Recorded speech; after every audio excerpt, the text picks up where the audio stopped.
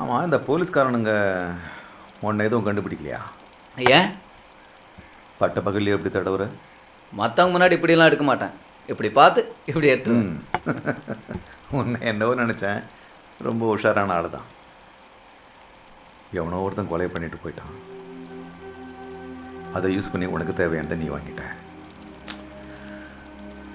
அந்த பொண்ணு தான் பாவம். இன்னொரு தான் சாப்பிட்றியா? இல்லை வேணாம்.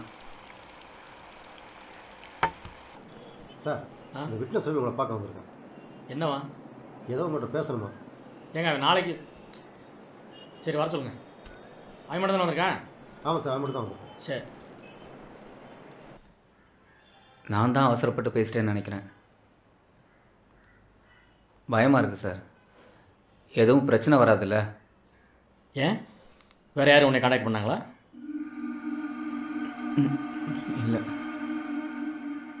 தானாக வந்து சாட்சி சொன்னால் நீங்கள் அவங்களையும் சந்தேகப்படுவீங்களாமே. அப்படின்னு யார் சொன்னா? தேவையில்லாமல் கன்ஃபியூஸ் ஆகிக்காத ரவி. அந்த பையன் பொண்ணோட செக்ஸுவல் வரைக்கும் போஸ்ட்மார்ட்டம் ரிப்போர்ட்டில் வந்துடும். கோர்ட்டில் நீ ஸ்ட்ராங்காக இருந்தால் போதும். பிரச்சனை வராமல் நான் பார்த்துக்கிறேன். புரியுதா?